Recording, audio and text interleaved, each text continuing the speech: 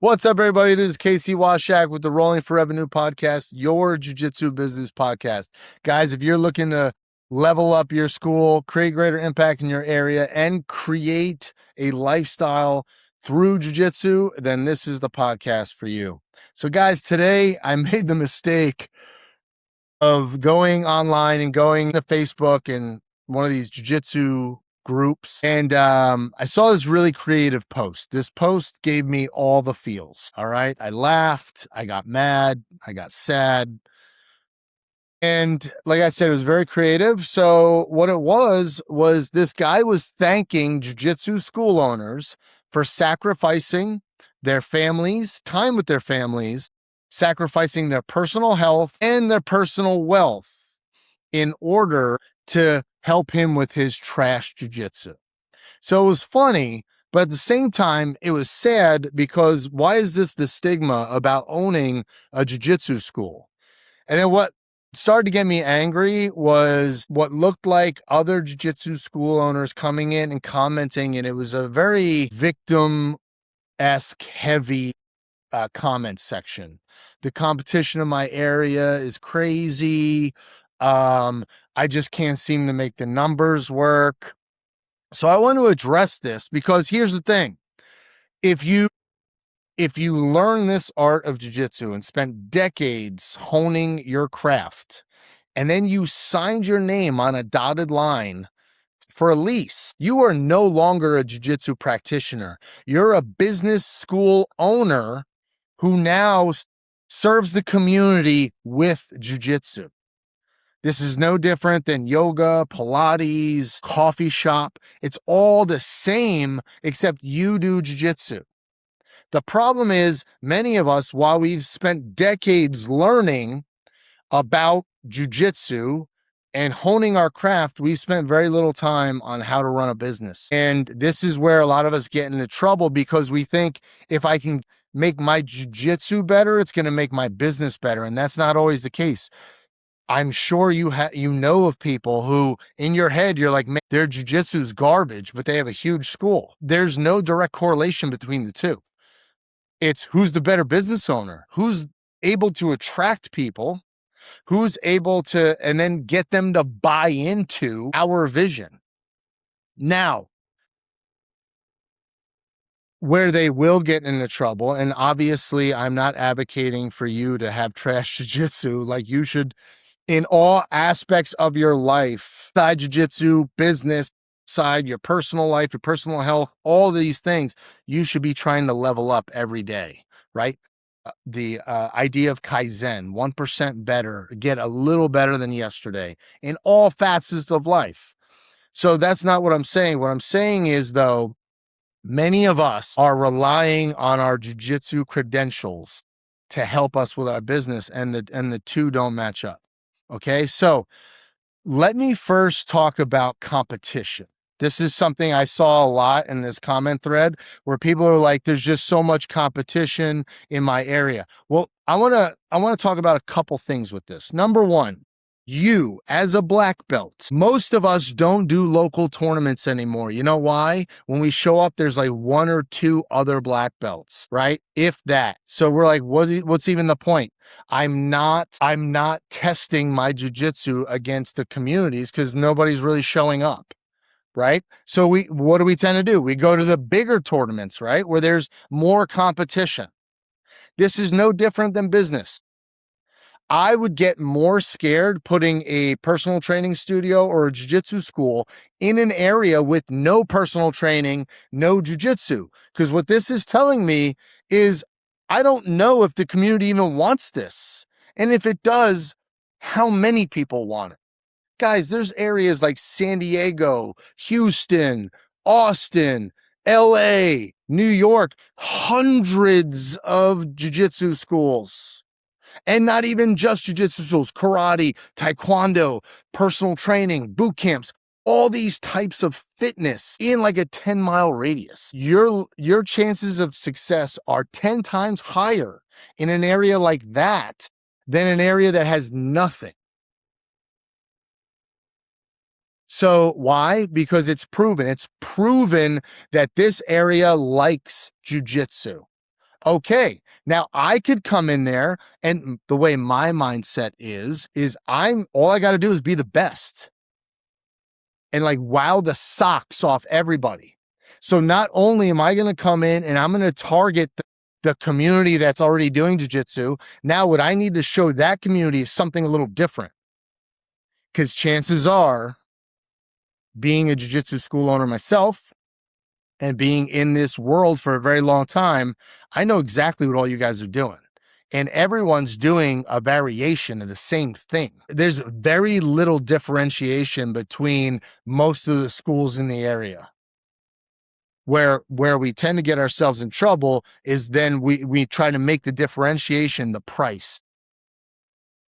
And so this is what happened in CrossFit. Everybody, all of a sudden, CrossFit exploded. There's a CrossFit gym on every corner. Then they're like, you know what?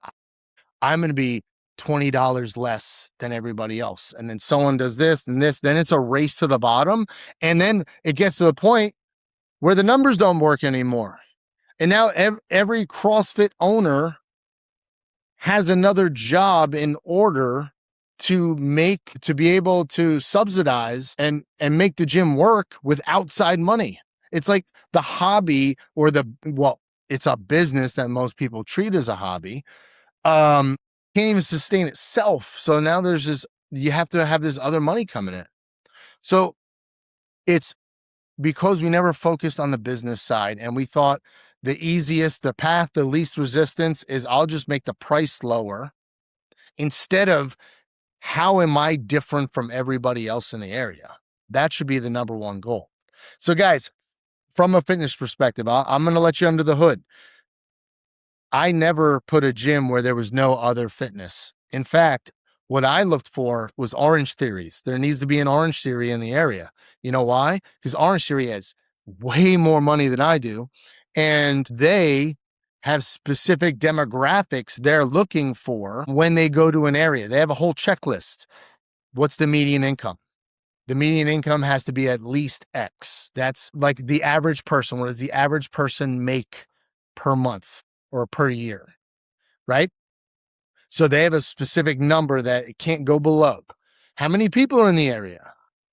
What are the demographics breakdowns? If it's a like a retirement community, that's not Orange Theory's bread and butter. That's not who they're targeting. So if most of the people in the area are retired, they don't go to that area because that's not their target demographic. They're looking for 20 to 40-year-olds. Boom. If there's a large percentage of them, that's where they go. Also, then once they start looking at specific locations, there's all right, this area is checking all the boxes. Well, now let's find our location and let's look at the traffic patterns in front of our location. So, guys, everything I'm saying, none of this information is hidden. You can literally go, it's called City Data. And there's other websites too. You could put in what are the demographics of my zip code or my town, and it'll tell you. And I'll tell you right now, I've already said no to a couple, opening a couple jiu-jitsu schools. Number one, because there was only one other one in the area. And that one was sketchy. And two, the median income was like 40 grand. So looking at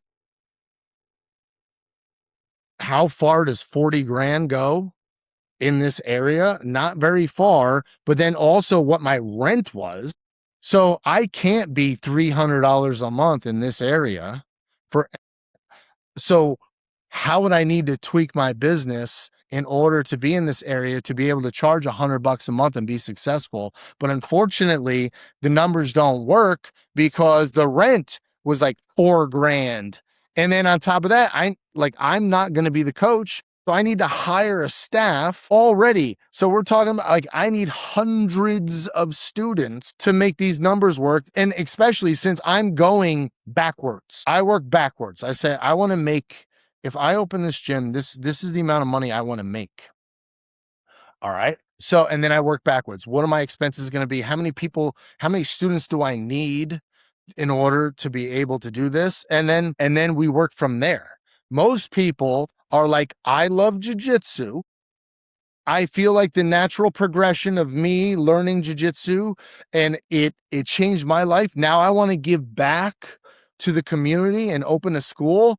Let me put one down the street, but they did no market research whatsoever to find out if it's even feasible in that spot. And they just made life that much harder on themselves because now they're trying to possibly fit a square peg in a round hole. So I'm killing two birds with one stone on this one. I'm talking about the numbers. So like somebody in the comments was mentioning, like, I just can't seem to make the numbers work. Well, then you're not looking in the right spot. You might need to commute a little bit. Maybe your area is too rural, not as populated in order to make it work. So you might need to travel a little bit if this is something you really want to do. All right. Now, this is a jiu-jitsu business podcast. That's why I'm talking business. Obviously, no one is signing a lease, and no one's going to risk their family, their health, their own personal wealth if they don't love this thing and they want to see other people change through jiu-jitsu the way they've changed. So with that, this always happens when I do these podcasts. I get so many DMs like, I'm not about the money. Then do a free jiu-jitsu in the park. Teach it, expect nothing from it except you're just donating your time for something you love. I have no problem with that. But the minute you sign a lease and put your name on a building, you are now in a completely different animal. So jiu-jitsu is a sport, business is a sport, 24/7, 365. That's why I love it. I love it because you can never rest. There's always something to fix. There's always something to improve upon. I mean, it's life, but that's what I love about it and the playing field is level. Right? Yes, someone can come into the market with a ton more money than you and outspend you on social media $1,000 to one. But I even seen somebody mention that. I seen somebody mention, like, man, like one of the big names came in, and I mean, like, they're everywhere. You can be everywhere offline. Okay.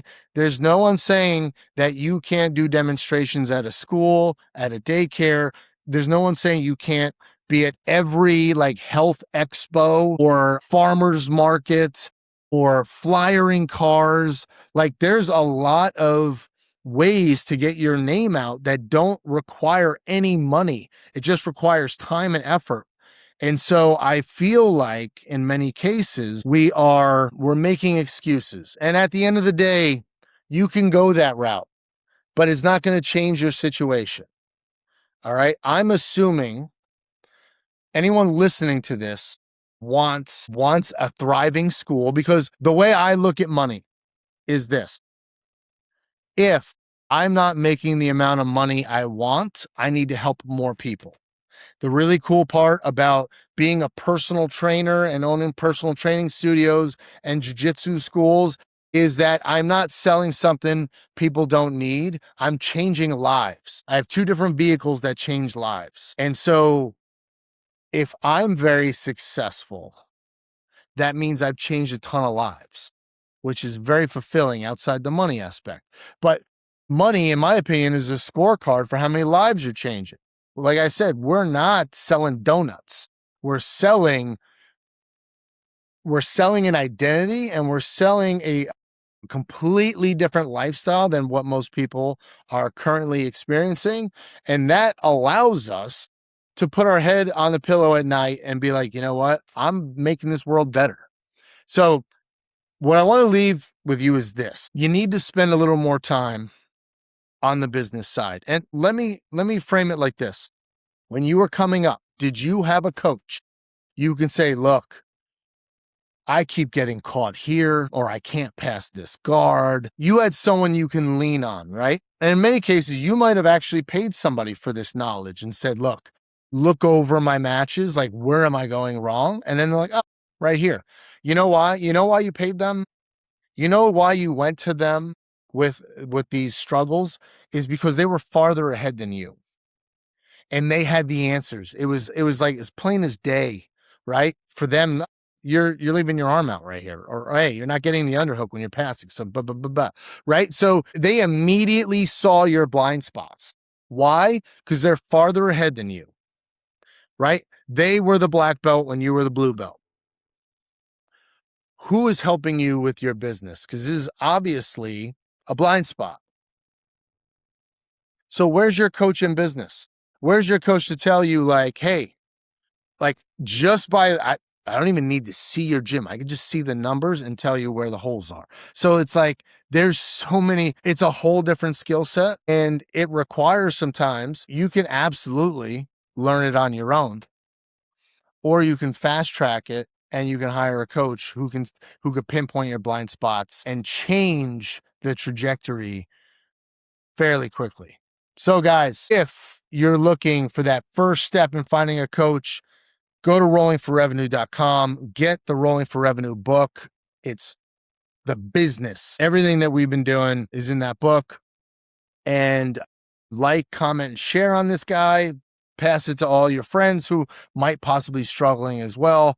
And anyways, guys, take care and I'll see you on the mats.